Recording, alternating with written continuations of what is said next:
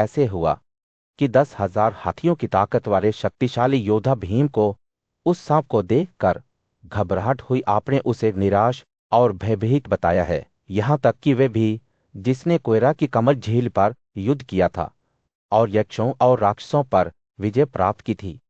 मुझे आपसे ये कहानी सुननी चाहिए। ज्ञान का खजाना रखने वाले शिवैसपाय ने कहानी सुनाना शुरू किया।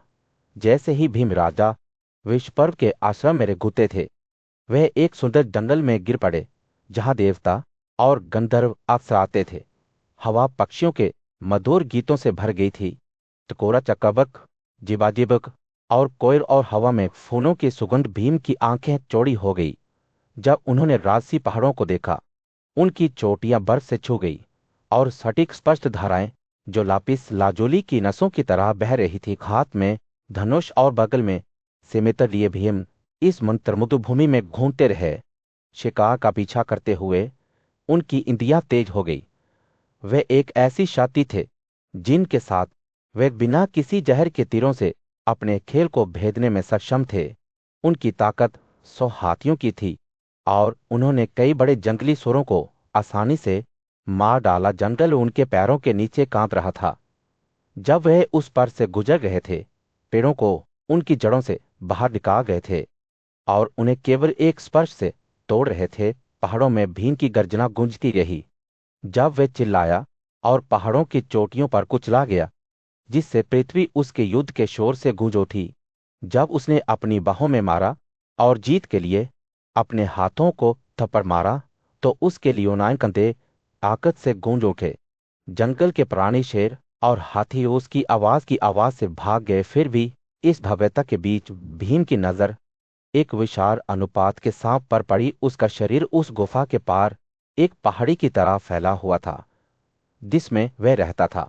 उसके मुंह के कोनों को चाटते हुए उसकी आंखें एक अलौकिक तीव्रता से चमक उठीं। उसका हल्दी जैसा पीला रंग और गहरा तांबे का मुंह देखने लायक था। जैसे जैसे भीम करीब आया, नाग का क्रोध भड़क उठा और उसने उसे अपनी पकड़ में ले लिया। वह पराक्रमी योद्धा जिसने अनगिनत दुश्मनों को हरा दिया था, अचानक सांप की वरदान शक्ति से अभिभूत हो गया। उसकी भुजाएं, जो कभी 10,000 हाथियों की संयुक्त शक्ति के बराबर थीं, अब डर से कांप रही थीं, क्योंकि वह खुद को नाग की पकड़ से मुक्त करने के लिए संघर्ष कर रहा था। जमेजे ने ध्यान से सुना। उसकी जिज्ञासा वैशंपायन की कहानी से जगमगा उठी। राजा की आंखें आश्चर्य से चमक उठी जब उन्होंने पूछा, मुझे और बताइए। हिमालय के बीचों बीच पांडु के पराक्रमी योद्धा पुत्र भीम ने खुद को एक सांप की कुंडियों से बनता हुआ पाया। सांप, जिसका नाम नहुषा था, को ब्राह्मणों के खिलाफ अपने पिछले अपराधों के लिए इस रूप को लेने के लिए शाप दिया गया था। जब भीम ने खुद को मुक्त करने के लिए संघर्ष किया, तो उसने सांप से उसकी पहचान और इरादे के बारे में पूछा। नहुषा ने खुलासा किया कि वह कभी एक राजा था, आयु का पुत्र और शाही नहुषा का वंशज था। उसने ब्राह्मणों का सामना किया था, आगस्त्य का अभिशाप अर्जित किया था जिसने उसे सांप में बदल दिया था। अभिशाप तभी दूर होगा जब ब्रह्मांड के रहस्यों से परिचित कोई व्यक्ति उसके प्रश्नों का उत्तर दे सके। भीम सबके शब्दों से चकित हो गया और महसूस किया कि वह उसका भोजन बनने के लिए नियत था। उसने अपने भाग्य को स्वीकार कर दिया, लेकिन उसके विचार उसके भाइयों की चिंता से भस्म हो गए, जिन्हें जंगल में निवासित कर दिया गया था। वह जानता था कि उसके बिना उनका राज्य पीड़ित होगा और अर्जुन भले ही महान कारनामों में सक्षम हो, लेकिन उनकी रक्षा करने में सक्षम नहीं हो सकता था। जैसे ही भीम ने अपनी मृत्यु पर शोक व्यक्त किया, सबसे बड़े भाई युधिष्ठिर को एक आपदा का एहसास हुआ। उन्होंने अशुभ संकेतों को देखा, सियार चिल्लाते हुए, गिद्धों को खून की उल्टी करते हुए, और पेड़ों के बीच से एक भयानक हवा बह रही थी। उनका दाहिना हाथ हिल गया और आसन्न विनाश के भार को महसूस करते हुए उनकी छाती हिल गई। युधिष्ठिर ने अपने पुजारी धौम्य के साथ भीम को खोजने के लिए जल्दी की। वे भीम के पैरों के निशान के पीछे जंगल में चले गए, जहां उन्हें एक महान संघर्ष के संकेत मिले। हाथियों के झुंड को मार दिया गया, पेड़ उखड़ गए और बंजर परिदृश्य में सूखी हवाएं तर रही थीं। जैसे ही युधिष्ठिर पहाड़ी गुहा के पास पहुंचे, उन्होंने अपने भाई को नहुषा की कुंडलियों से बंधे हुए देखा। सांप ने अपने आने वाले भोजन के बारे में जानते हुए भीम को बताया कि यह केवल नियति की इच्छा के लिए एक पात्र था। भारी मन से भीम ने अपने भाग्य को स्वीकार किया और युधिष्ठिर ने खुद को सबसे खराब स्थिति के लिए तैयार किया, यह जानते हुए कि उनके शक्तिशाली योद्धा भाई के बिना उनका राज्य और परिवार खतरे में था। जीवन और मृत्यु के बीच टकराव के लिए मंच तैयार किया गया था, क्योंकि दो भाइयों ने हिमालय के क्षमा न करने वाले जंगल में अपनी नेति का सामना किया था। एक घने जंगल के बीच में युधिष्ठिर ने अपने प्यारे भाई भीम को एक विशाल सांप के शरीर के चारों ओर लेटा हुआ देखा। सांप की विशालता एक पहाड़ के द्रव्यमान की तरह थी और उसकी आंखें एक अलौकिक बुद्धि से चमक रही थी। युधिष्ठिर सावधानी से सांप के पास गया। उसकी आवाज कांप रही थी और उसने पूछा, हे कुंती के बेटे, तुम इस दुर्भाग्य में कैसे आए? और यह शक्तिशाली प्राणी नहुषा कौन है जो सांप के रूप में रह रहा है? भीम हालांकि घायल था, उसने अवज्ञा के संकेत के साथ जवाब दिया, इस सांप ने मुझे भोजन के लिए पकड़ लिया है। मैं तब तक मुक्त नहीं हो आऊंगा जब तक कि ये मेरे भाइयों के प्रयासों से ना हो। युधिष्ठिर की आंखें चौड़ी हो गई जब उन्होंने स्थिति का आकलन किया और उन्होंने सांप को प्रस्ताव दिया, हे लंबे समय तक जीवित रहने वाले, क्या आप मेरे भाई को अपने चंगुल से मुक्त करते हैं? हम आपको एक और भोजन देंगे जो आपकी भूख को तृप्त करेगा। सबकी प्रतिक्रिया शीतल और चित्ताकर्षक दोनों थी। इससे उसकी वास्तविक पहचान प्रकट हुई। नहुषा एक राजा जो पिछले जीवन में रहा था, अपने बलिदानों, तपस्या और वेदों कर महारत हासिल करने के लिए प्रसिद्ध था। वो महान शक्ति के श्री अगस्त्य द्वारा इस रूप में कम कर दिया गया था।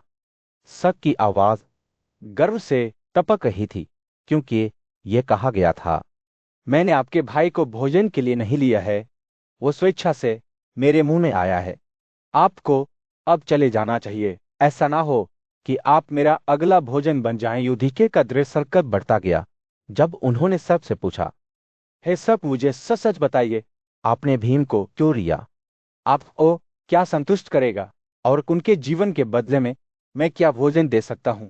सबकी प्रतिक्रिया उसके पिछले जीवन की कहानी थी, जहां वो 3 दुनियाओं पर प्रभुत्व प्राप्त करने के बाद अहंकार से भस्म हो गया था।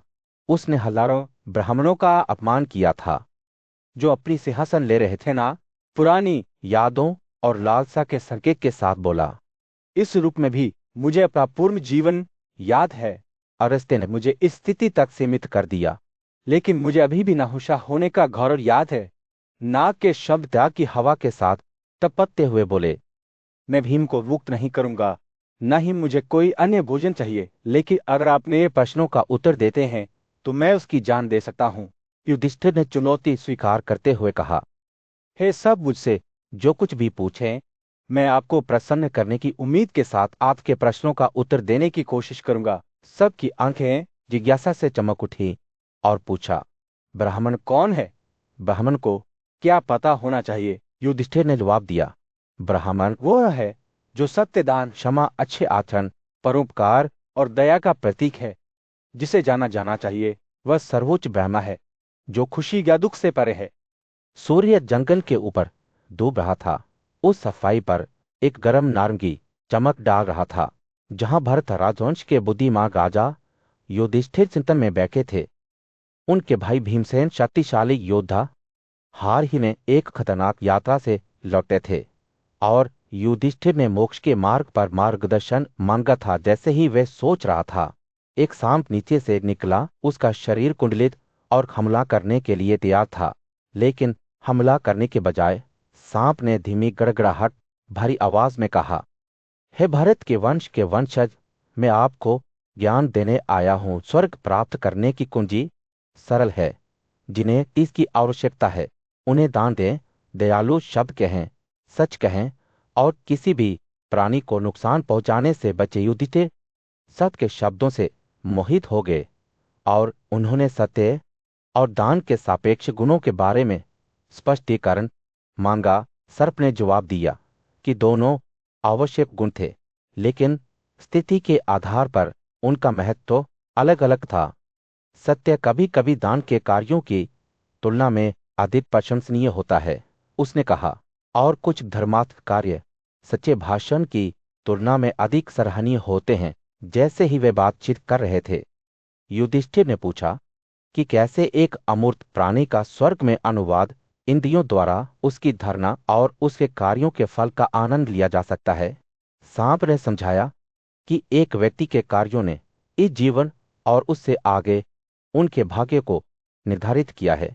वह व्यक्ति जो सुस्त नहीं है, जो किसी को चोट नहीं पहुंचाता है और जो दान और अन्य गुणों से संपन्न है, वह स्वर्ग जाता है। लेकिन उन लोगों के बारे में क्या जो अपनी मानव स्थिति से गिर गए? युधिष्ठिर ने पूछा। सांप ने जवाब दिया कि ऐसे व्यक्तियों का पुनर्जन्म उनके कार्यों की प्रकृति के आधार पर निचले जानवरों या मनुष्यों के रूप में होता है। पुनर्जन्म और बुद्धिमान व्यक्ति अपनी आत्मा को शाश्वत सर्वोच्च आत्मा में पुनर्स्थापित करता है। इसने कहा गया है, लेकिन देहधारी आत्मा जो नियति से बंधी हुई है और अपने स्वयं के कार्यों का फल काटती है, इस प्रकार जन्म के बाद जन्म लेती है। जैसे जैसे बातचीत गहरी होती गई, युधिष्ठिर ने पूछा कि कैसे एक अलग आत्मा ध्वनि स्पर्श रूप स्वाद और स्वाद से परिचित हो गई।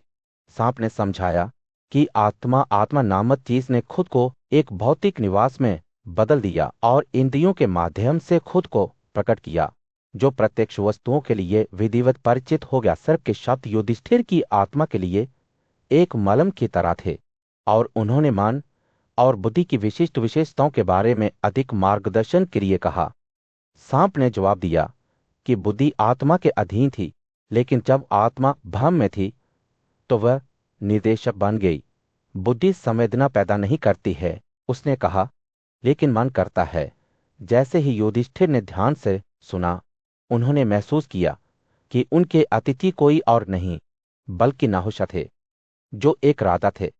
जैसे जैसे गर्मी की गर्मी कम होने लगी, क्षितिज से एक नया मौसम आया। हवा बारिश की मीठी खुशबू से भर गई थी और मानसून की तैयारी में बादल इकट्ठा होने पर आसमान गहरे भूरे रंग में बदल गया था। वह सांपार ने देखा कि पांडव अपने अस्थाई घर में बस गए। जो परिवर्तन होने वाला था उससे अनजान थे। बारिश की पहली बूंदें गिरने लगी। एक शांत लय के साथ पृथ्वी के खिलाफ ढोल बजाने लगी। काले बादल ऊंचे किलों की तरह गड़गड़ाते हुए और गरजने लगे। जब उन्होंने सूखी भूमि पर अपना उपहार छोड़ा, बारिश की बूंदों के पत्तों और शाखाओं से ककराने की आवाज से हवा कंपन हो गई, जिससे एक सिम्फनी बन गई जो जंगल में गूंजती रही। जैसे जैसे बारिश तेज होती गई, परिदृश्य में एक जादुई बदलाव आया। घास और जंगली फूल ने सिरे से अंकुरित हुए, जो पृथ्वी को जीवंत रंगों में चित्रित करते थे किए और सरीसृप पानी की प्रचुरता में आनंद लेते हुए इधर उधर घूमते थे। नदियां अधिक मात्रा में उफान पर थी। उनका पानी मंथन कर रहा था और झाग लगा रहा था, क्योंकि उन्होंने परिदृश्य के माध्यम से नेक रास्ते बनाए थे। जंगल खुशी की आवाजों के साथ जीवंत हो गया। शोर हिरन और पक्षी अपनी अनूठी आवाज देते हैं। मेंढकों और मोरों के शोरगुल के साथ घुल मिल जाते हैं। यहाँ तक कि आसमान भी जुड़ता हुआ प्रतीत होता है। जैसे ही 1000 रंगों के भूरे रंग ने बिजली की शानदार चमक को रास्ता दिया, जो अंधेरे आसमान को रोशन करता था। जैसे जैसे मानसून तेज होता गया, धनंजय अर्जुन के नेतृत्व में पांडव रेगिस्तान के परिदृश्यों में घूमते हुए बारिश से लथपथ दुनिया की सुंदरता को देखकर आश्चर्यचकित हो गए। जब वे नए भूभाग की खोज कर रहे थे, तो उनके कदम सोड़ी हुई पृथ्वी पर शांत थे। उनकी इंद्रियां गीली मिट्टी और हरियाली की मादक सुगंध से बढ़ गई थीं। जैसे जैसे मानसून कम होने लगा, छायाओं से एक नया मौसम आया। शरद ऋतु की गर्मी ने जंगल में कणवों की लहर डाल दी, जिसमें वी फॉर्मेशन में ऊपर की ओर गांडे और सारस उड़ रहे थे। पेड़ों ने अपनी जीवंतता को फिर से हासिल किया, जो पत्तों से सजाए गए थे, जो हल्की हवा में धीरे धीरे घूमते थे। नदियां साथ और शांत बहती थी, जो ऊपर आकाश के चमकीले नीले रंग को दर्शाती थीं। जैसे जैसे रात घलती गई, मखमल के विशाल क्षेत्र में बिखरे हीरे की तरह सितारे चमकने लगे।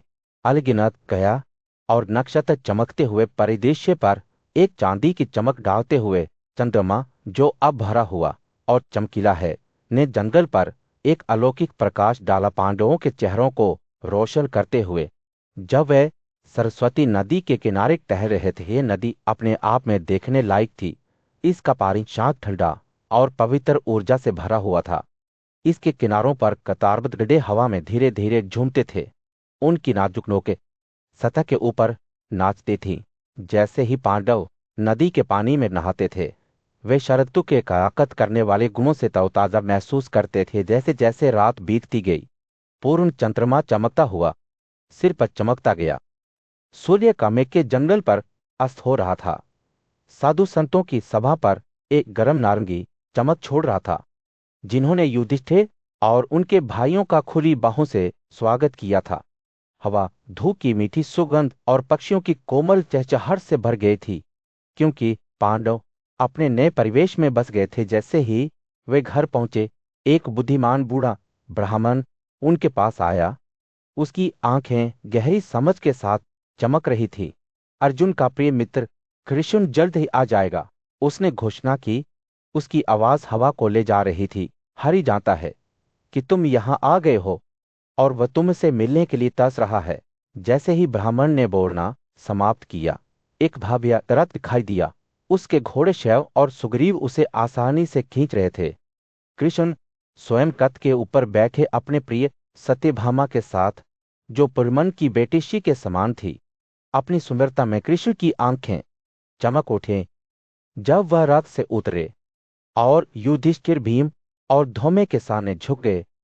अर्जुन ने अपने घुंघराले बालों और योद्धा आत्मा के साथ कृष्ण से गर्मजोशी से गले लगाया, जो अपने वह में इंद्र के समान थे। जैसे ही उन्होंने एक दूसरे को बधाई दी, कृष्ण की बहन सुभद्रा अपने भतीजों के लिए प्यार से चमकती हुई सभा के पास पहुंची। कितने भाग्यशाली हैं कि मेरे बेटे अर्जुन की सुरक्षा में सुरक्षित हैं, उसने उन्हें गर्मजोशी से गले लगाते हुए कहा। कृष्ण ने युधिष्ठिर की प्रशंसा करते हुए उनके गुण और कर्तव्य के प्रति समर्पण की प्रशंसा की। उन्होंने कहा, आपने अपने धर्म द्वारा निर्धारित मार्ग का पालन किया है और इसके परिणाम स्वरूप आपने इस दुनिया और भविष्य दोनों को जीता है। उन्होंने कहा, आपकी खुशी दान, सत्य और तपस्या में रही है। ये वे गुण हैं जो आपको सद्गुणी राजा बनाते हैं। जैसे ही वे एक साथ बैठे, कृष्ण ने धौम्य और भीम से अर्जुन के जंगल से लौटने के बारे में बात की, जहां उन्होंने शस्त्र विज्ञान प्राप्त किया था।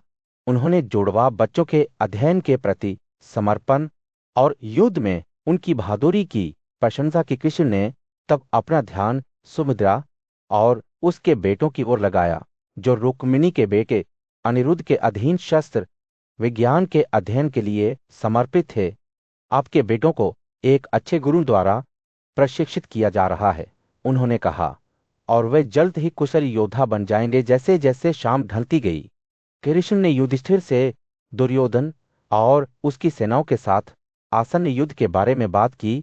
उन्होंने बलराम के हल जैसे हथियार के नेतृत्व में दशरथा जनजाति के सैनिकों की एक सेना प्रदान करने की पेशकश की। युधिष्ठिर ने ध्यान से सुना जब कृष्ण ने विजय के लिए अपनी योजना की रूपरेखा तैयार की। उनकी आंखें कृतज्ञता के साथ चमक रही थीं। आप हमारे रक्षक हैं केशव। घने जंगल के बीच में हया कबीले के एक युवा राजकुमार ने शिकार अभियान शुरू किया। अपने मजबूत अंगों और सुंदर विशेषताओं के साथ वह शत्रुतापूर्ण शहरों पर विजय प्राप्त करने में अपनी बहादुरी के लिए प्रसिद्ध था। जैसे ही वह जंगल में घूमता था, उसकी आंखें खेल के किसी भी संकेत के लिए परिदृश्य को स्कैन करती थीं। अचानक उसने देखा कि वह एक हिरण था, जो एक काले मृग की त्वचा को उसके ऊपरी वस्त्र के रूप में धारण करता था। बिना किसी हिचकिचाहट के राजकुमार ने अपना धनुष निकाला और बिना किसी संदेह के अतिथि को मार डाला। जैसे ही उसके कार्यों की वास्तविकता डूब गई, राजकुमार की इंद्रियां दुख से लकवाग्रस्त हो गई। वे बड़े हया प्रमुखों की उपस्थिति में जल्दबाजी कर रहा था। उसकी आंखें आंसू से भरी हुई थी। उसने स्वीकार किया, मैंने एक बड़ी गलती की है उसने उन घटनाओं को याद करते हुए जो घटित हुई थीं। प्रमुखों ने ध्यान से सुना। मुनि के निर्जीव शरीर को देखते हुए उनके चेहरे पीड़ा से विकित हो गए।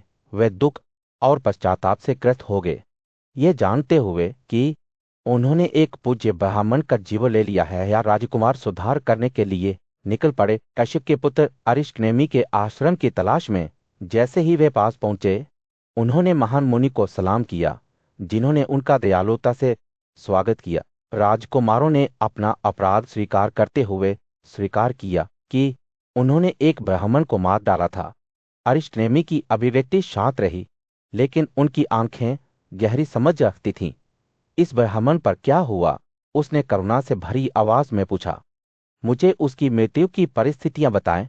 राजकुमारों ने अपनी कहानी सुनाई और अरिष्टनेमि ने ध्यान से सुना। जब वे बोलना समाप्त कर रहे थे तो वह उन्हें गहराई से देख रहा था। मैं आपको एक सच्चाई प्रकट करूंगा, उसने कहा। उसके शब्द ज्ञान से टपक रहे थे। मृत्यु उन लोगों पर कोई अधिकार नहीं रखती जिन्होंने आध्यात्मिक प्रथाओं को विकसित किया है। हम ब्राह्मण जीवन और मृत्यु के चक्कर से बंधे नहीं हैं। जैसे कि अपने शब्दों को स्पष्ट करने के लिए अरिष्टनेमि ने खुलासा किया कि जिस मुनि को उन्होंने मार डाला था वह वास्तव में उसका अपना बेटा तर्कश था। राजकुमार स्तब्ध थे। उनके मन आश्चर्य से कांप रहे थे। यह कैसे संभव है? उन्होंने पूछा। उनकी आवाजें एक फुसफुसाहट के ऊपर मुश्किल से थीं। तर्कश ने खुद आगे कदम रखा। उसकी आंखें गहरी समझ के साथ चमक रही थीं। मृत्यु का हम पर कोई प्रभाव नहीं है, उन्होंने समझाया, उनके शब्द ज्ञान से टपकते हुए। हम अपने धर्म के अनुसार जीते हैं, परिणाम के डर के बिना अपने पवित्र कर्तव्यों का पालन करते हैं। हम ब्राह्मणों का सम्मान करते हैं और उनके साथ दयालुता से व्यवहार करते हैं। प्रकृति के साथ सद्भाव में रहने और आध्यात्मिक पथों को विकसित करने से हम नश्वर अस्तित्व की सीमाओं को पार करते हैं। जैसे ही तर्कश बोल रहा था, उसके शब्दों ने राजकुमारों पर परिवर्तन का जादू बिखेर दिया। वे ध्यान से सुन रहे थे। उनके चेहरे एक नई समझ को दर्शाते थे। हम सच्चाई के प्रति अंधे हो गए हैं, उन्होंने कहा। उनकी आवाज पश्चाताप से भरी हुई थी। कृपया हमें इसके बारे में और सिखाएं।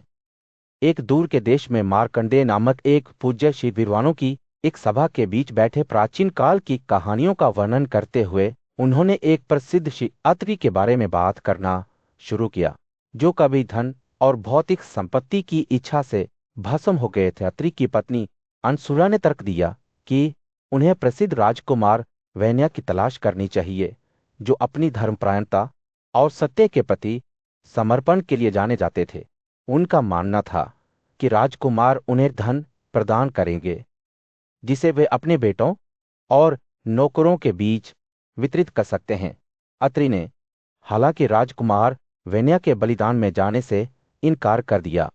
उन ईर्ष्यालु ब्राह्मणों के बारे में चिंताओं का हवाला देते हुए जिन्होंने उसे घेर लिया था, निरुत्साहित होकर अत्रि जल्दबाजी में राजकुमार वैन्य की यज्ञ वेदी की ओर बढ़ा, जहां बुद्धिमान श्री गौतम ने उसका स्वागत किया। अत्रि ने राजकुमार की प्रशंसा करते हुए कहा कि वह सबसे महान शासक और पृथ्वी पर सबसे प्रमुख शासक था। लेकिन गौतम ने गुस्से में लुढ़ा दिया, आप गलत हैं। अत्रि इंद्र सभी प्राणियों का स्वामी वही है जो वास्तव में सर्वोच्च है। अत्रि और गौतम के बीच के विवाद ने एक विद्वान ब्राह्मण कश्यप का ध्यान आकर्षित किया, जो उनके तर्क के कारण के बारे में पूछताछ करने के लिए उनसे संपर्क किया। जब उन्हें पता चला कि वे एक शासक के रूप में राजकुमार वैन्य की भूमिका पर बहस कर रहे थे, तो कश्यप ने शास्त्रों में अच्छी तरह से पारंगत एक बुद्धिमान से संत कुमार की सलाह लेने का सुझाव दिया। संत कुमार ने विवाद करने वालों की बात ध्यान से सुनी और फिर अपने ज्ञान की पेशकश की। उन्होंने समझाया कि ब्राह्मण की शक्ति और क्षत्रिय की शक्ति सभी दुश्मनों को नष्ट कर सकती है, जैसे हवा से चलने वाली आग जंगलों को जला सकती है। उन्होंने कहा कि राजा न केवल अपनी प्रजा के रक्षक थे, बल्कि इंद्र और अन्य देवताओं की तरह कानून और नैतिकता के प्रवर्तक भी थे। संत कुमार के शब्दों का विद्वानों की सभा के साथ बहुत महत्व था, जिन्होंने घोषणा की कि राजा की महानता पवित्र ग्रंथों में स्पष्ट है। उन्होंने राजकुमार वैन्या का पक्ष लिया, ये घोषणा करते हुए कि वह वास्तव में सबसे महान व्यक्ति थे, देवताओं की तुलना के योग्य थे। राजकुमार वैन्या ने इस फैसले से खुश होकर अत्रि को 100 करोड़ सोने के सिक्के और 10 भार सोने का उपहार दिया। अत्रि ने बिना किसी औचित्य के उपहार स्वीकार किए और अपने बेटों के बीच धन वितरित करने के लिए घर लौट आए। अपनी भौतिक इच्छाओं को पूरा करने के बाद वह तपस्या करने और अधिक से अधिक आध्यात्मिक शक्तियों को विकसित करने के लिए दृढ़ संकल्प के साथ जंगल की ओर रवाना हुए। जैसे ही मार्कंडेय ने अपनी कहानी समाप्त की, विद्वानों की सभा चिंतनशील मौन में बैठ गए, जो प्राचीन ऋषियों के कालातीत ज्ञान को प्रतिबिंबित करती थी। अत्रि की यात्रा की कहानी ने एक अनुस्मारक के रूप में कार्य किया कि सच्ची महानता भौतिक धन में नहीं, बल्कि ज्ञान, सद्गुण और आत्म अनुशासन की खेती में निहित है। एक शांत और शांतिपूर्ण वातावरण में मार्कंडेय ने ज्ञान और रचनात्मकता की देवी सरस्वती और एक बुद्धिमान और विद्वान ब्राह्मण तार्क्ष्य के बीच एक महत्वपूर्ण बातचीत का वर्णन करना जारी रखा। यह दृश्य तब सामने आया जब पूज्य महिला से सीखने के लिए उत्सुक तार्क्ष्य श्रद्धा के साथ उनके पास आया। शत्रुतापूर्ण नगरों के विजेता मार्कंडेय ने कहा, सरस्वती ने भी जब उस बुद्धिमान मुनि तार्क्ष्य ने उससे पूछताछ की तो उसने कहा था, क्या तू उसकी बातें सुनती है? एक कोमल मुस्कान के साथ सरस्वती जिज्ञासु तार्क्ष्य के साथ अपनी बुद्धि साझा करने लगी। उसने उससे पूछा, उत्तम महिला, यहाँ नीचे एक आदमी के लिए सबसे अच्छी बात क्या है और उसे कैसे व्यवहार करना चाहिए ताकि वह पुण्य के मार्ग से भटक ना जाए? मुझे ये सब बताए। है सुंदर महिला, आकि तेरे निर्देश से मैं पुण्य के मार्ग से दूर ना हो सकूं। सरस्वती की आंखें करुणा से चमक उठीं जब उन्होंने अपनी प्रतिक्रिया शुरू की। वह जो वेदों के अध्ययन में लगा हुआ है, उसने कहा, और पवित्रता और समता के साथ अपने उचित क्षेत्र में सर्वोच्च भगवान को समझता है, निगत क्षेत्रों में चढ़ता है और अमर लोगों के साथ सर्वोच्च आनंद प्राप्त करता है। उनके शब्दों ने एक शांत क्षेत्र की एक ज्वलंत तस्वीर चित्रित की, जहां पवित्र झीलें सोने के रत्नों की तरह चमकती हैं। उनके तट पवित्र पुरुषों से सजाए गए हैं जो संतोष में रहते थे। जैसे ही उन्होंने बात की, सरस्वती ने आध्यात्मिक विकास के रहस्यों को उजागर किया।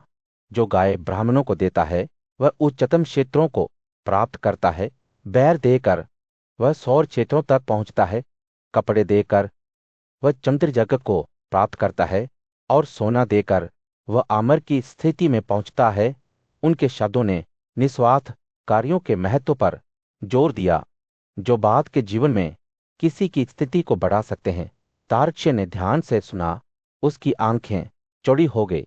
उसने सरस्वती से कहा कि वे वेदों में निहित पवित्र अग्नि को बनाए रखने के नियमों के बारे में विस्तार से बताया। कोमल से हिलाकर वह इस प्राचीन परंपरा की पेचीदगियों को समझाने लगी। हे तार्क्ष्य, उसने कहा, वो गुणी व्यक्ति जो 7 साल तक पवित्र अग्नि को चढ़ावा देने में निरंतर है, अपने स्वयं के कार्य से 7 पीढ़ियों को ऊपर और नीचे पवित्र करता है। जैसे ही मार्कंडेय ने इस वार्तालाप का वर्णन समाप्त किया, श्रद्धा की भावना हवा में भर गई। श्रोताओं को निस्वार्थ कार्यों, आध्यात्मिक विकास और पवित्र परंपराओं के रखरखाव के महत्व की गहरी समझ रह गई। एक दूर के युग में पांडु के बुद्धिमान पुत्र युधिष्ठिर ने एक पूज्य ब्राह्मण मार्कंडेय से परामर्श मांगा। राजा की जिज्ञासा एक शक्तिशाली और धर्मेश जिसे महिमा में स्वयं ब्रह्मा के बराबर कहा जाता था। वैवस्वत मनु की किंवदंती से भड़क उठी मार्कंडेय ने अपनी कहानी की शुरुआत करते हुए बताया कि कैसे विवासन के पुत्र मनु ने एक पैर पर खड़े होकर हाथ ऊपर करके 10,000 वर्षों तक विशाला जुजुबे जंगल में कठोर तपस्या की। उनका सिर झुक गया, आंखें दृढ़ता से आगे बढ़ गई। उन्होंने अकल्पनीय कठिनाइयों को सहन किया, फिर भी अपनी भक्ति में अटक रहे। जैसे ही मनो ध्यान में बैठा, एक छोटी सी मछली डर से कांपती हुई उसकी ओर आई। मछली ने मनु से विनती की कि वह उसे पानी में घूमने वाले बड़े शिकारियों से रचाले करुणा से प्रेरित होकर मनु ने धीरे से मछली को उसके पानी वाले घर से निकाला और उसे बेटी के बर्तन में रख दिया। जैसे जैसे समय बीतता गया, मछली आश्चर्यजनक गति से बढ़ती गई। जल्द ही अपने पात्र से अधिक बढ़ती गई चली। जो अब एक बेहेमोथ थी ने मनु से एक नया घर खोजने का अनुरोध किया। मनु ने कोमल हाथ से मछली को एक बड़े एक में स्थानांतरित कर दिया, लेकिन वह भी अपर्याप्त साबित हुआ।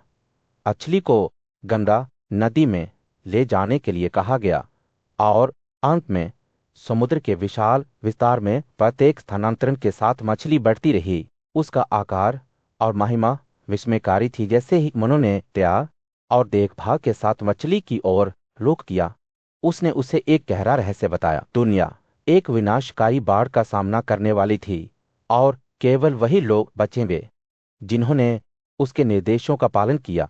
मछली ने मनु को एक जहाज बनाने का निर्देश दिया जिसमें सभी सृष्टि के बीज भरे हुए थे और वह हिमावत पर्वत की सबसे ऊंची चोटी पर चढ़ने के लिए मनु इस कार्य की विशालता से डरते हुए मछली के निर्देश के अनुसार विभिन्न बीज इकट्ठा करने के लिए निकला। जैसे ही वह अपने शानदार बर्तन में अशांत पानी के पार गया, मछली फिर से दिखाई दी। उसका शरीर अब सींगों से सदा हुआ था। मछली ने जहाज को विश्वासघाती लहरों के माध्यम से खींच लिया, जिससे मनु और साक्षियों को सुरक्षा मिली। जब बाढ़ का पानी अंत में कम हुआ तो मछलियों ने अपने अंतिम शब्द कहे, मैं ब्रह्मा हूं, सभी प्राणियों का भगवान। मैंने आपको विनाश से बचाने के लिए यह रूप धारण किया है।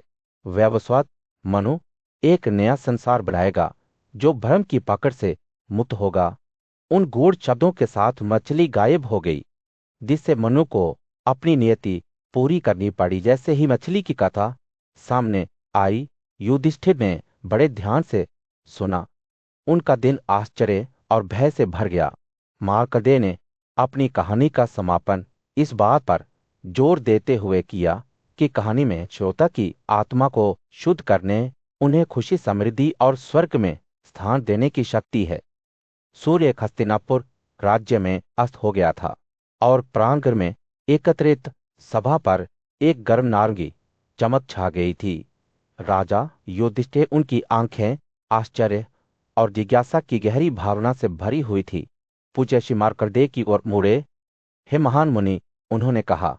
उनकी आवाज एक हुसुसाहट के ऊपर, आप अनगिनत युगों से जीते हैं, सभ्यताओं के उदय और पतन, सितारों के जन्म और बेतियों के साक्षी हैं। आप ज्ञान का खजाना हैं, शाश्वत सत्य का एक जीवित अवतार हैं। मैं आपसे विनती करता हूं, अपने ज्ञान को मेरे साथ साझा करें ताकि मैं ब्रह्मांड के रहस्यों को समझ सकूं। मार्कंडेय की आंखें एक साफ रात में तारों की तरह चमक उठीं जब उन्होंने सभी अस्तित्व को जन्म देने वाली आदिम शक्ति आत्म अस्तित्व के प्रति श्रद्धा में अपना सिर झुकाया। ये जनार्दन, उन्होंने शुरू किया। भय और श्रद्धा से भरी उनकी आवाज महान प्रेरक है। सभी का निर्माता, सभी चीजों का आत्मा और निर्माता, वह समय और स्थान से परे है, समझ और वर्णन से परे है। उनका ज्ञान अनंत है, सभी देवताओं के संयुक्त ज्ञान से अधिक है। जैसे जैसे मार्कंडेय बोल रहे थे, राला की आंखें आश्चर्य से चौड़ी होती गईं। उनका मन उन्हें जो बताया जा रहा था उसकी विशालता को समझने के लिए संघर्ष कर रहा था। ऋषि ने आगे कहा, शुरुआत में 4 युग थे, कृत युग, त्रेता युग, द्वापर युग और कलयुग। प्रत्येक युग की अपनी अवधि, अपनी विशेषताएं थी। कृत युग में पुरुष हजारों साल तक जीते थे। उनके शरीर मजबूत और स्वस्थ थे। वे तपस्या करते थे, वेदों का अध्ययन करते थे और भक्ति के साथ बलिदान करते थे। लेकिन जैसे जैसे युग बीतते गए, चीजें बदलती गई। पुरुष अल्पकालिक शक्ति और कौशल में कमजोर हो गए। राजा ध्यान से सुन रहा था, उसके दिमाग में सवाल उठ रहे थे। मार्कंडेय के शब्दों ने दुनिया के पतन की एक जीवन तस्वीर पेश की, जहां लोग अपने उद्देश्य की भावना दिव्य के साथ अपना संबंध खो चुके थे। कलयुग में ऋषि ने आगे कहा, लोग भाषण में झूठ के आदी हो जाते हैं, बलिदान करते हैं और दान प्रधानों के बजाय प्रतिनिधियों द्वारा किए जाते हैं। ब्राह्मण शूद्रों के लिए आरक्षित कार्य करते हैं, जबकि शूद्र धार्मिक कार्यों का अभ्यास करते हैं। दुनिया का मार्ग ही उल्टा हो जाता है। जैसे ही मार्कंडेय ने बात की, सभा में एक पूर्वधारणा की भावना छा गई। राजा की आंखें चिंता से भारी हो गई। उनका दिल एक गहरे दुख से भर गया। वे जानते थे कि मार्कंडेय ने जिन संकेतों की बात की थी, वे वास्तव में सार्वभौमिक विनाश, एक युग के अंत और एक नए युग की शुरुआत के संकेत थे। ऋषि के शब्द हवा में एक चुनौती की तरह लटके हुए थे। कार्रवाई के लिए एक आह्वान। राजा ने महसूस किया कि उसके ऊपर जिम्मेदारी की भावना बह गई है। प्राचीन परंपराओं को संरक्षित करने के लिए कर्तव्य की भावना, अपने पूर्वजों के मूल्यों को बनाए रखने के लिए वह जानता था कि उसके पास बहुत कुछ है। सूर्य मुश्किल से ही शांत परिदृश्य में उग आया था। जब मार्कंडेय ने शांत स्वर में बोलना शुरू किया, देवता ने उससे कहा, हे ब्राह्मण, देवता भी मुझे वास्तव में नहीं जानते हैं, लेकिन क्योंकि आप मेरी उपस्थिति से संतुष्ट है, इसलिए मैं आपको बताऊंगा कि मैंने ब्रह्मांड की रचना कैसे की। जैसे जैसे वे बोल रहे थे, उनकी आंखें समय की गहराई में ही टकटकी लगा रही थीं। प्राचीन काल में मैं पानी को नारा कहता था, और क्योंकि वे हमेशा मेरा घर रहे हैं, इसलिए मेरा नाम नारायण रखा गया। पानी का घर। उनकी आवाज मजबूत होती गई और उनके शब्द एक हल्की हवा बन गए जो आसपास के पेड़ों के पत्तों को झुंझुना देते थे। मैं सभी चीजों का स्रोत हूं, शाश्वत, अपरिवर्तनीय। उन्होंने आगे कहा, मैंने सभी अस्तित्व का निर्माण किया है, और यह मैं ही हूं जो समय आने पर इसे नष्ट कर दूंगा। मार्कंडेय की आंखें चमकती दिखी जब उन्होंने अपने विभिन्न रूपों और नामों के बारे में बात की। विष्णु, ब्रह्मा, चक्र, वैश्रवण, यम, शिर, सोम, कश्यप, प्रत्येक अपने अनंत अस्तित्व का एक पहलू है। जैसे ही उन्होंने बात की, उनके चारों ओर की हवा चमकने लगी और वास्तविकता का ताना बाना उनकी आंखों के सामने प्रकट होने लगा। मैं वो लौ हूं जो सभी प्राणियों के दिलों में जलती है, मार्कंडेय ने कहा। उनकी आवाज अब नरम होती जा रही है। मैं सूर्य, चंद्रमा, तारे हूं। ये सभी मेरे विशाल विस्तार में छोटी छोटी चिंगारी हैं। वह रुक गया और उनके बीच एक पल के लिए खामोशी छा गई। फिर एक कोमल मुस्कान के साथ उसने आगे कहा, और इसलिए हे ब्राह्मण, मैंने आपको ब्रह्मांड के रहस्यों को प्रकट किया है, जानने कि मनुष्यों को सत्य, दान, तपस्या और सभी प्राणियों के प्रति अनुरहिता के माध्यम से जो कुछ भी प्राप्त होता है, यह सब मेरी व्यवस्थाओं के कारण है। जैसे ही मार्कंडेय ने बोलना समाप्त किया, हवा अपनी सामान्य स्थिरता में वापस आ गई। पेड़ एक बार फिर खड़े हो गए। उनके पत्ते हल्की हवा में धीरे धीरे घूम रहे थे, लेकिन एक पल के लिए एक आश्चर्य की भावना बनी रही, एक भावना कि वास्तविकता का ताना बाना उनके सामने प्रकट हो गया था। मार्कंडेय की आंखें शरारत के संकेत से चमक उठी और उन्होंने कहा, और इसीलिए हे ब्राह्मण, आपको पता होना चाहिए कि मैं खुद को नए रूपों में तब बनाता हूं जब सद्गुण और नैतिकता कम हो जाती है और पाप और अनैतिकता बढ़ जाती है, और तभी मैं सभी बुराइयों को समाप्त करके शांति बहाल करने के लिए सद्गुणी पुरुषों के परिवारों में अपना जन्म लेता हूं। जैसे ही सूर्य ने आकाश में चढ़ाई जारी रखी, मार्कंडेय के शब्द एक हल्की धुंध की तरह गायब हो गए। लेकिन एक बात स्पष्ट थी, देवता ने उन्हें अपने अनंत अस्तित्व के रहस्यों को प्रकट कर दिया था, और यह एक रहस्य था जो हमेशा उनके साथ रहेगा। उनके बीच की खामोशी अब और घनी हो गई, मानो ब्रह्मांड का भार ही संतुलन में लटका हुआ है। और फिर भी गोधूली के समय कुंती के बुद्धिमान पुत्र युधिष्ठिर ने भृगुवंश के पूज्य श्री मार्कंडेय से सलाह मांगी। मुनि की कहानियों ने सम्राट की जिज्ञासा को बढ़ा दिया, जिन्होंने युगों के भगे चक्र में सृष्टि और विनाश के रहस्यों को उनके साथ साझा किया था। जैसे ही वे एक शांत पहाड़ी पर एक साथ बैठे, जो पत्तों की कोमल ससराहट और पक्षियों के मधुर गीतों से घिरा हुआ था, युधिष्ठिर ने मार्कंडेय से काले युग के रहस्यों को उजागर करने के लिए कहा। जब उन्होंने अपना प्रवचन शुरू किया, तो ऋषि की आंखें एक गहरी समझ से चमक उठी। शब्दों की एक चित्रमाला बुनाई जो दुनिया के अंधेरे में उतरने की एक ज्वलंत तस्वीर को चित्रित करेगी। मार्कंडेय ने कहा, कृत युग में सब कुछ शुद्ध और बेदाग था।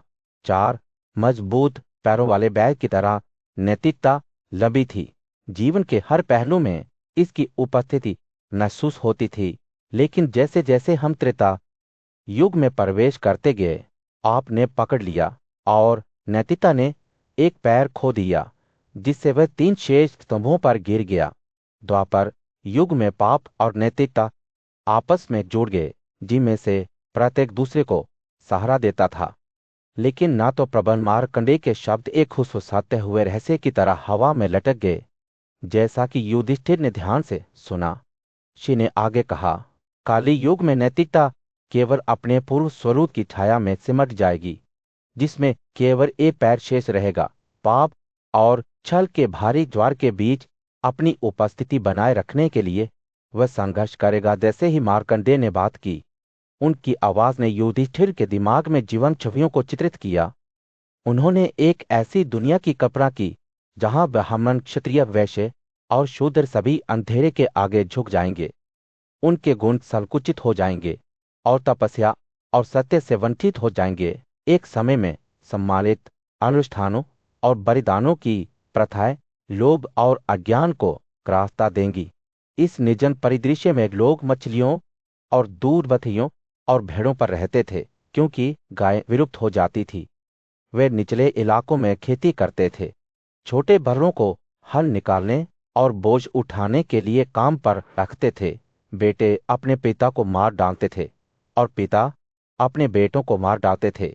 बिना किसी अत्याचार का सामना किए दुनिया में चार व्यवहार, धारणाओं, समारोहों और बलिदानों से भर जाती थी और खुशी गायब हो जाती थी। जैसे जैसे मार्कंडेय की कहानी सामने आई, युधिष्ठिर ने एक ऐसा भविष्य देखा जहां अज्ञानता और अहंकार से अंधे राजा एक दूसरे की जान लेने के लिए चुनौती देंगे। क्षत्रिय पृथ्वी के कांटे बन जाएंगे, बिना दया या करुणा के दंड देंगे। महिलाएं अपने स्वयं के प्रभु चुनेंगी और दाहिना हाथ बाएं को धोखा देगा। ऋषि के शब्दों ने एक ऐसी दुनिया की तस्वीर को चित्रित किया जहां लोग एक दूसरे पर भरोसा करना बंद कर देंगे और लोभ और मूर्खता सर्वोच्च शासन करेंगे। पाप बढ़ेगा जबकि पुण्य मिट जाएगा और गायब हो जाएगा। सुदूर अतीत में मार्कंडेय नामक एक महान चिंतन में बैठे थे। उनकी आंखें समय की गहराई में देख रही थीं। वे बोलने लगे। उनकी आवाज कहानियों की एक रेखा बुनती थी जो परिचित और अज्ञात दोनों क्षेत्रों को सुनने वाले सभी लोगों को ले जाती थी। कल की उन्होंने कहा, शक्तिशाली अवतार उस अंधेरे का अंत कर देगा जिसने इस दुनिया को इतने लंबे समय तक परेशान किया है। दिव्य शक्ति के साथ वह चोरों और लुटेरों को हा देगा, भूमि में व्यवस्था और धार्मिकता बहाल करेगा। मार्कंडेय के शब्दों ने कल्कि की जीत की एक ज्वलंत तस्वीर चित्रित की। महान घोड़े की बलि जहां पृथ्वी ब्राह्मणों को उपहार के रूप में दी जाएगी। भ्रष्टाचार और पाप से मुक्त एक नए युग की स्थापना। जैसे जैसे कल्कि पृथ्वी पर खूंदती गई, उनकी कीमती बढ़ती गई। दुनिया के कोने कोने से लोग उन्हें देखने के लिए आते थे। उनके गुणों की चमक का आनंद लेने के लिए ब्राह्मण, जो ज्ञान के वे सम्मानित संरक्षक थे, उनके उदाहरण से प्रेरित थे और वे भी उनके आचरण का अनुकरण करने लगे। उन्होंने बुराई के अवशेषों को मिटा दिया। उनके रोने की गूंज पूरे देश में गूंज रही थी, क्योंकि उन्होंने चोरों और लुटेरों को जड़ से उखाड़ दिया था। पाप पर विजय और पुण्य की विजय के साथ पृथ्वी पर एक नए युग की शुरुआत हुई। कृत युग की शुरुआत हुई। अद्वितीय समृद्धि और शांति का युग जीवंत रंगों से खिलते उद्यान, बलिदान के परिसरों का पुनर्निर्माण किया गया और शैक्षणिक केंद्र फले फूले ब्राह्मण, जो अब अज्ञान की बेड़ियों से मुक्त हो गए, ज्ञान के स्तंभ बन गए, जो मानवता को धर्म के मार्ग पर ले गया। मार्कंडेय की कथा एक ऐसी दुनिया की तस्वीर पेश करती रही जहां सच्चाई और दान सर्वोच्च था। इस युग के लोग एक दूसरे के साथ सद्भाव में कहते थे। उनके दिल करुणा और दया से भरे हुए थे। पृथ्वी के शासक न्यायपूर्ण तरीके से शासन करते थे। उनकी प्रजा उनके बुद्धिमान नेतृत्व में समृद्ध होती थी। जैसे ही मार्कंडेय ने अपनी कहानी समाप्त की, कुर्मों के बुद्धिमान राजा युधिष्ठिर ने उनकी ओर एक सवाल के साथ रुख किया। हे महर्षि, मैं अपने लोगों की रक्षा कैसे कर सकता हूँ? मुझे किस आचरण का पालन करना चाहिए? मार्कंडे की प्रतिक्रिया गर्मी के दिन एक हल्की हवा की तरह थी, जो शांत और आश्वस्त करने वाली थी। दयालु बने, सभी प्राणियों की भलाई के लिए समर्पित रहें। उन्होंने कहा, किसी से भी प्यार ना करें, किसी का तिरस्कार ना करें, सच्चाई से बात करें, विनम्र रहें और हमेशा अपने लोगों की सुरक्षा के लिए प्रयास करें। युधिष्ठिर ने ध्यान से सुना। उनका दिल आश्चर्य और भय की भावना से भर गया। वे जानते थे कि मार्कंडेय के शब्द केवल सलाह नहीं थे, बल्कि कार्य करने का आह्वान था, जो एक राजा के रूप में उनके सामने कर्तव्यों की याद दिलाता था। और इसलिए उद्देश्य और दृढ़ संकल्प की भावना के साथ उन्होंने ऋषि द्वारा निर्धारित मार्ग पर चलने की कसम खाई। जैसे ही सूर्य क्षितिज के नीचे डूबता है, सभा पर एक गर्म चमक डालता है। मार्कंडेय के शब्द उनके दिलों में गूंजते रहते हैं। एक हरे भरे जंगल में राजा परीक्षित इक्ष्वाकु राजवंश का एक शक्तिशाली शासक घोड़े की पीठ पर अकेले सवार होकर हिरणों का पीछा करता था। उसकी थकान और भूख उसे एक शांत तालाब में ले गई, जहां उसने खुद को और अपने घोड़े को तरोताजा किया। जब वह तालाब के किनारे बैठा, तो वह पास में एक लड़की के इकट्ठा होने वाले फूलों की मीठी धुनों से मंत्रमुग्ध हो गया। राजा उसके पास गया और बड़े आकर्षण के साथ उसकी पहचान और उत्पत्ति के बारे में पूछा। लड़की ने जवाब दिया कि वह केवल एक लड़की थी, लेकिन एक शर्त पर राजा की पत्नी बनने के लिए तैयार हो गई कि वह उसे कभी पानी नहीं दिखाएगा। परीक्षित ने इस प्रतिज्ञा को स्वीकार कर लिया और एक साथ खुशी के पलों में लिप्त होकर उससे शादी कर ली। हालांकि जैसे जैसे समय बीतता गया, उसकी सेना घटनास्थल पर पहुंच गई और सम्राट अपनी नई दुल्हन के साथ अपनी राजधानी लौट आया। फिर भी वह मायावी बना रहा, खुद को उसके साथ नीली क्वार्टरों में बंद कर लिया। उनके एकांत से चिंतित मंत्री इन चीफ ने पास में एक कृत्रिम जंगल बनाया, जिसमें मीठे पानी से भरा एक सुनसान टैंक था। राजा को इस जंगल में प्रवेश करने के लिए आमंत्रित किया गया था, जहां उन्होंने और उनकी प्यारी पत्नी ने एक साथ सुखद क्षण बिताए। जब वे माधवी लताओं के एक पात्र के नीचे बैठे थे, तो राजा ने सुझाव दिया कि वह तालाब के पानी में डूब जाए, लेकिन उसे आश्चर्य हुआ कि वह सतह के नीचे गायब हो गई, जिससे वह घबरा गया और उसे ढूंढ रहा था। हताशा में परीक्षित ने टंकी के पानी को निकालने का आदेश दिया। केवल उसके मुंह पर बैठे एक मेढक को देखने के लिए उसका गुस्सा भड़क उठा और उसने फैसला किया कि उसके राज्य में सभी मेढकों को श्रद्धांजलि के रूप में मार दिया जाएगा, और जो कोई भी उसके साथ दर्शकों की मांग करेगा, उसे मृत मेढकों को भेंट के रूप में जाने की आवश्यकता होगी। देवभीत मेढक अपने राजा आयु के सामने अपनी दुर्दशा का प्रतिनिधित्व करते थे, जो एक तपस्वी की आड़ में आया और परीक्षित के पास गया।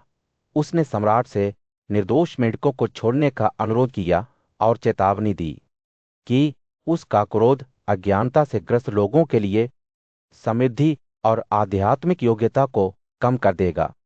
हालांकि अपनी प्यारी पत्नी को खोने पर परीक्षित के दुख ने उसके निर्णय को धुंधला कर दिया और उसने मेढकों को मारने की कसम खाया। ने खुद को मेढकों के राजा के रूप में प्रकट किया और समझाया कि युवती सुशोभना वास्तव में उसकी बेटी थी, जिसका अपने असत्य स्वभाव से राजाओं को धोखा देने का इतिहास रहा है।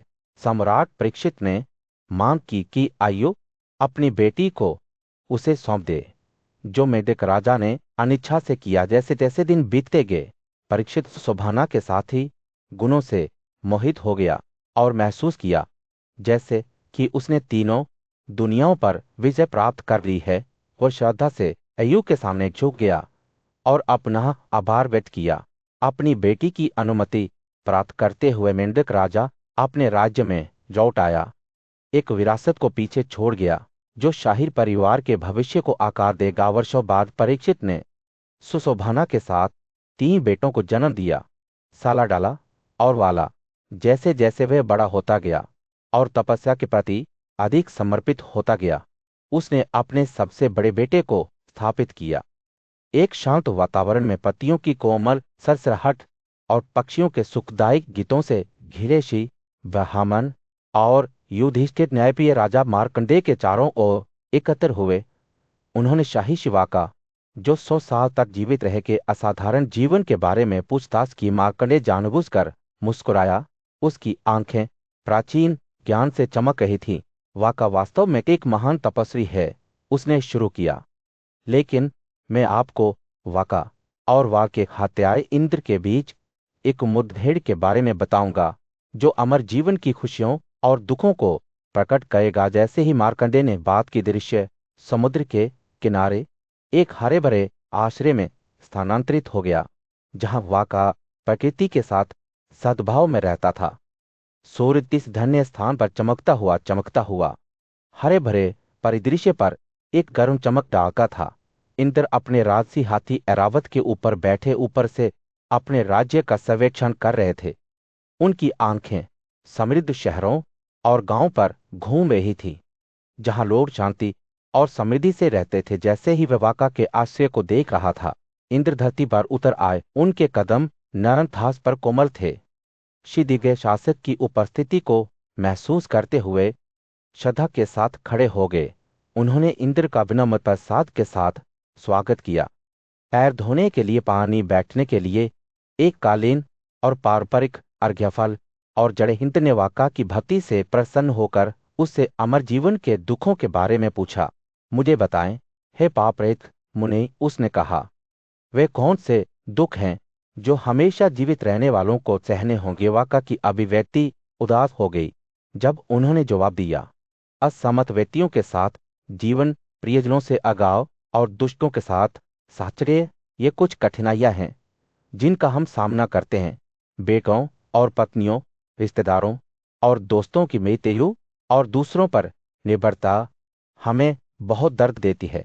जैसा कि वाका ने कहा, उनके शब्दों ने धन से वंचित लोगों की छवियों को चित्रित किया, जिनका अपमान उन लोगों द्वारा किया गया जिनके पास धन था। परिवार गरिमा की ओर बढ़ रहे हैं या उससे गिर रहे हैं। सन और विघटन, सभी विरोधाभास जो अंतहीन जीवन में उत्पन्न हुए, देवताओं, असुरों, गंधर्वों, पुरुषों, सांपों और राक्षसों द्वारा झेली जाने वाली आपदाएं और उलटफेर अनगिनत है। वाका ने कहा, विद्वान और बुद्धिमान अक्सर पीड़ित होते हैं, जबकि मूर्ख और अज्ञानी खुश होते हैं। इंद्र की जिज्ञासा बढ़ी। उसने वाका से अमर जीवन की खुशियों को प्रकट करने के लिए कहा। शी फिर से मुस्कुराए। उनकी आंखें समझ से चमक रही थीं।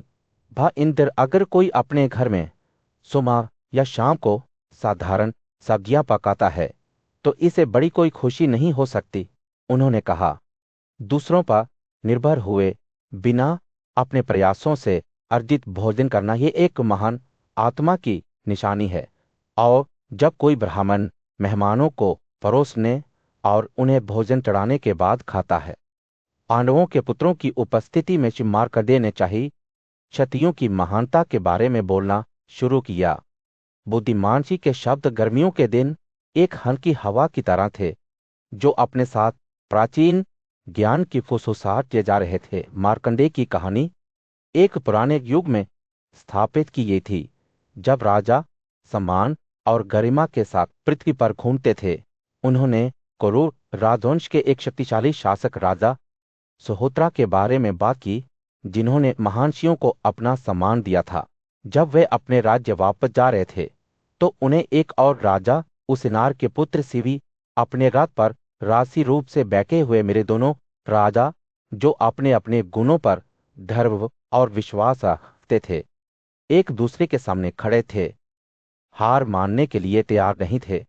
उनकी आंखें एक मूक चुनौती में बंद हो गई, जैसे कि दुनिया का भाग्य इस बात पर निर्भर करता है कि कौन पहले रास्ता छोड़ेगा। हवा तनाव से भरी हुई थी, जैसे तूफान के टूटने से पहले की खामोशी। तभी दिव्य श्री नारद दृश्य पर दिखाई दिए। उनकी उपस्थिति धूप की किरण की तरह बादलों में तैर कर रही थी। उन्होंने दोनों राजाओं के बीच गतिरोध को देखा और उनसे कहा कि वे हार मानने से उनके जिद्दी इनकार की व्याख्या करें। राजाओं, जिनमें से प्रत्येक को विश्वास था कि वे हर मामले में समान हैं ने नारद के हस्तक्षेप का विरोध किया। नारद ने कोमल मुस्कान के साथ 3 पवित्र श्लोकों का पाठ करना शुरू किया। उनके शब्द छत्ते से शहद की तरह ज्ञान से टपक रहे थे। जो दुष्ट है वह विनम्र लोगों के साथ भी दुष्टता करता है, उन्होंने घोषणा की, लेकिन जो ईमानदार है वह ईमानदारी के साथ व्यवहार करता है। यहां तक कि बेईमानों के साथ भी राजाओं ने ध्यान से सुना। उनके चेहरे समझ से चमक रहे थे। ऋषि के शब्द एक ताला में एक कुंजी मोड़ की तरह थे जो ब्रह्मांड के रहस्यों को खोलते थे। उन्होंने खुलासा किया कि सच्ची महानता शारीरिक शक्ति या भौतिक धन में नहीं, बल्कि चरित्र और गुणों में निहित है। नारद बोलते रहे। उनकी आवाज प्राचीन ज्ञान का एक चित्र बोलती रही। व्यक्ति को दान से माध्य पर विजय प्राप्त करनी चाहिए, सत्य से असत्य, क्षमा से दुष्ट कर्मों का आदमी और ईमानदारी से बेईमान। जैसे ही नारद ने बोलना समाप्त किया, दोनों राजाओं ने एक दूसरे को नई समझ के साथ देखा। उन्होंने देखा कि वे हर मामले में बराबर नहीं हैं, बल्कि शिवी की अच्छाई सुहोत्रा से अधिक है। विनम्रता और कृतज्ञता के साथ राजा सुहोत्रा ने शिवी के रथ के चारों ओर घूमते हुए उनकी कई उपलब्धियों और गुणों की प्रशंसा की। फिर उन्होंने राजा को रास्ता दिया जिससे वे अपनी यात्रा पर आगे बढ़ सके। जैसे ही दोनों राजा अलग हुए, नारद संतोष से मुस्कुराए, यह जानते हुए कि उनके शब्दों ने उनके बीच एक गहरी समझ पैदा की है। और इसलिए मार्कंडेय ने शाही क्षत्रियों की महानता के बारे में बात करना जारी रखा, पांडवों के पुत्रों को उन लोगों के आशीर्वाद के बारे में बताते हुए जो सम्मान, सत्यनिष्ठा और करुणा रखते थे। नहुषा के पुत्र याति के राज्य में हवा गतिविधि की आवाज से जीवन थी। सूरज सड़कों पर गिर गया। जब नागरिक अपने दैनिक व्यवसाय के बारे में भाग रहे थे, राजा याति अपने सिंहासन पर बैठे एक राजसी व्यक्ति जो उन लोगों से घिरा हुआ था जिनकी रक्षा और सेवा करने की उन्होंने शपथ ली थी। जैसे ही वह अपनी प्रजा की आराधना का आनंद ले रहा था, एक ब्राह्मण शांत दृढ़ संकल्प के साथ उसके पास आया। राजा की नजर पवित्र व्यक्ति पर पड़ी और उसने ब्राह्मण के शब्दों के भार को महसूस किया। हे राजा, पुजारी ने अपनी आवाज को नीची और मापा, मैं अपने पूज्य गुरु की ओर से आपके पास आता हूं। मैं आपके पास उसके भरण पोषण के लिए धन मांगता हूं। राजा की अभिव्यक्ति विचारशील हो गई। जब वह अनुरोध पर विचार कर रहा था तो उसकी आंखें संकुचित हो गई।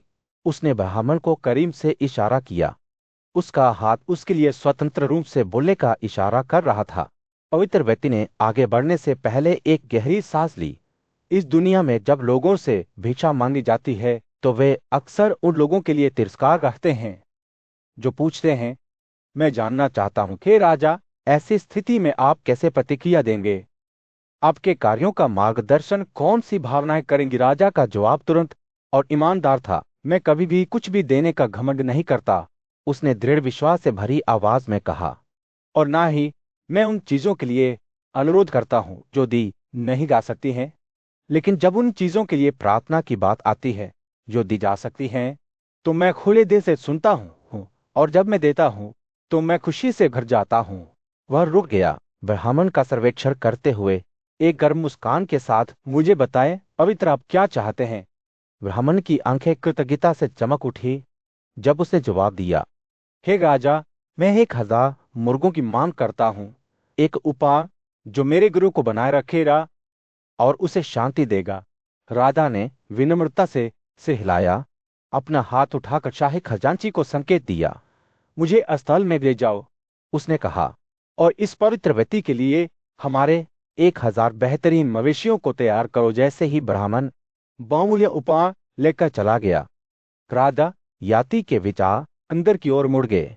उसने उदारता की प्रकृति और उसके द्वारा लाए गए आनंद पर विचार किया।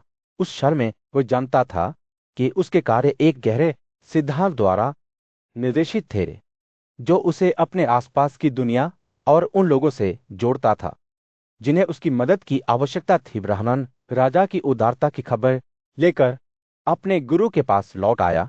वे एक साथ राजा याति की दयालुता के लिए कृतज्ञता से भरे हजारों पतंगों के उपहार में आनंदित हुए। और जब पवित्र व्यक्ति ने राजा को देखा तो वह जानता था कि उनकी मुलाकात देने और प्राप्त करने की परिवर्तनकारी शक्ति की याद दिलाती थी। एक बंधन जो केवल धन